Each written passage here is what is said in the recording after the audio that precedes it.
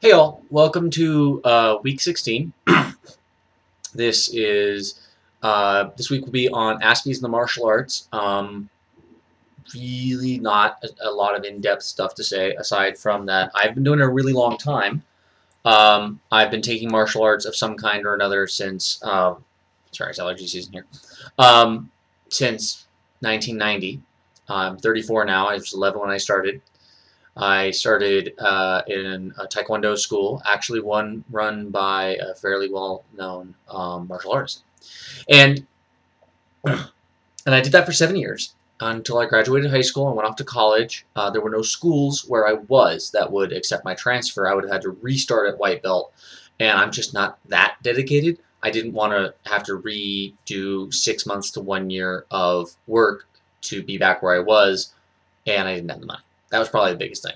Um, so I tried to come back, and they had lost my file because I had signed a contract saying that if we paid an upfront amount of money, that I would be good for all of my classes until I got my black belt. And at that point, it was expected that it would take me 3 years, and we paid upfront for like 3 years of classes, and so it was a good deal. So if I graduated faster than they expected, then um, then they made money, and if I graduated on time, then we were both set. And if I graduated longer with my black belt, then they lost money.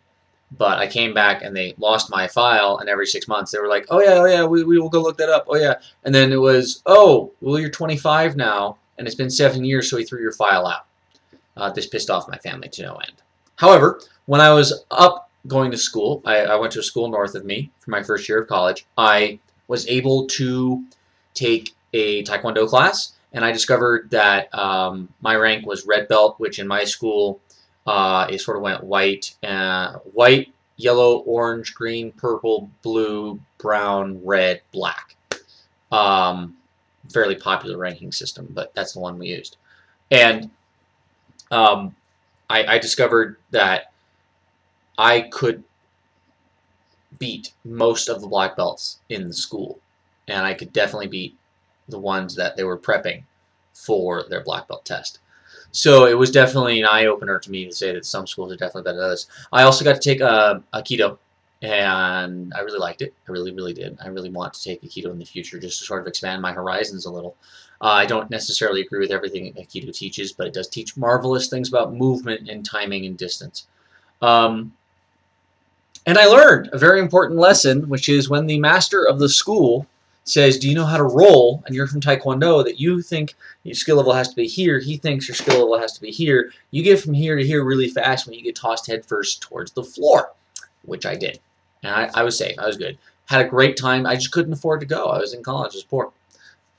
Well, that'll happen. I come back. About a year goes by, and I start getting twitchy. And I start doing SCA heavy. And I start fighting in armor. And that's been the majority of my work for the last 13 years. I've been fighting since 2000, and I graduated high school in 1997. So I know I did some things in between. There was the year in college I came back and I restarted college, and there was something I did. I was off for about 6 months, a year, something like that. But I've also trained in Olympic fencing because I know some Olympic fencers. I've trained in a little bit in Choi Lee Foot, a little tiny bit, but this was after 20 years, so I was able to pick up sort of where their heads were going. And that's what I've discovered, that the more training you do, the less exposure you need to any one martial art to pick up where their heads are at. And honestly, a punch is a punch is a punch. You punch like this, you punch like this, you punch like that, you punch, I don't care what you punch. You throw a jab, you throw a jab. A jab's a jab, a front kick's a front kick. Whatever they call it. There's moves like monkey steals the peach, which is a lovely way of castrating your opponent. But as you can see, they're very flowery names, but basically it's all the same. And I discovered that it was very good for me. And like I said, I've also done historic European martial arts. I studied the works of Fiore and Lichtenauer and whatnot. So that's sort of my history. 23 years of poking my nose into whatever I could and getting my grubby little paws on whatever anyone would teach me. And I've talked to other Aspies, and a lot of other Aspies have found that the martial arts have been good. However, I asked somebody, a fan of this series, to tell me about it without telling him my background, which turned out to be really useful. So he's going to see the series, and I've already replied to him. But I said, "What do you think of the martial arts?" I hadn't told him that that I've taught and that I still teach and that I still do, and I'm going to be competing this weekend. And he said, "Oh, Aspies and the martial arts don't work. Here's this thing I did. Here's this experience I had." And he had a very interesting insight. He said that because we have to calculate everything consciously, we can't fight because we're always a step behind our opponent, and that he felt he could never win a sparring match because he was having to calculate all the body language consciously. He was having to calculate his moves consciously. He was literally having to consciously think about everything, and both he and his wife, and it messed him up. And I had a lot of that same experience when I first started, but at some point I started trying no-mind techniques.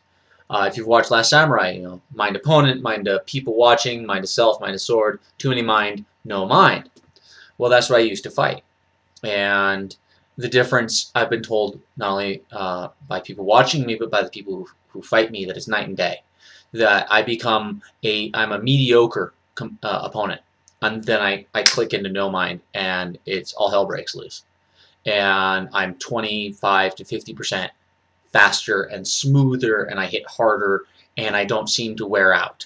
And I'm just overall more efficient and a better fighter. So they say that, you know, when you add that all up, I become a real serious threat.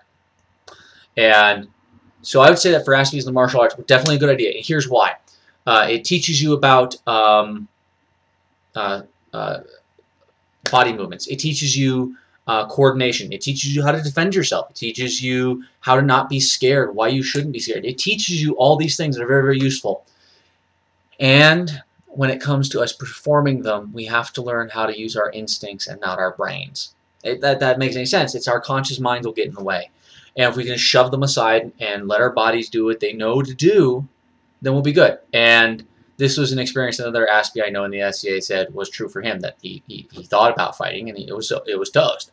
And this is as experiences I've had talking to Aspies at Eastern martial arts tournaments, that they also said that when they thought about it, they were screwed. But when they stopped thinking, when they allowed their mind to get out of their way, when they allowed themselves to get out of their own way, boom, flow, power, skill. So they did very, very well. So what's sort of the summation? Summation is it's very good for us. If you're an Aspie and you haven't done martial arts, you really should.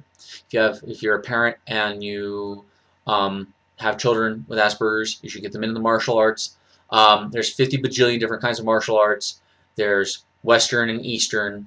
I can advise you at all. I can absolutely advise you on anything.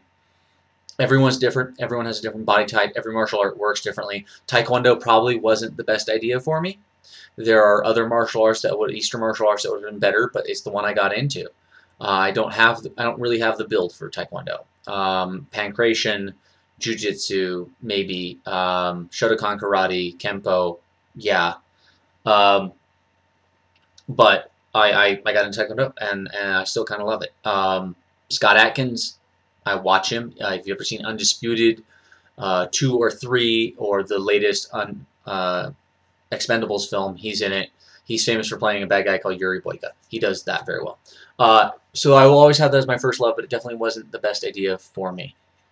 SCA fighting is awesome. I tell people that in the ring there is truth.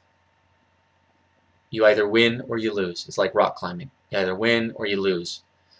There's no, did I do right? There's no, oh, you pissed somebody off and 5 weeks later they come after you for it. There's none of that Aspie will encounter in the real world. There's only the truth of the opponent. Either you overcome them or they overcome you, and it's good. It's cool. It's great. You lose or you don't, and most of the time it's your own fault. But that's okay. I don't mind losing. I hate being beaten. Beaten is when I fail. Losing is when they win. You see, I do my best and they overcome me. That's losing. I'm good with that. And an Aspie should learn the difference. So Anyway, sorry, there's a lot more than I want to say, but please, if you have any questions, comments, shaking camera ideas like I just did with slapping the table, uh, post them below, or contact me on Facebook or Tumblr or YouTube, or you know the spiel. Y'all have a good Memorial Day weekend, and to all my brothers and sisters in uniform, and all those who fell, Pua.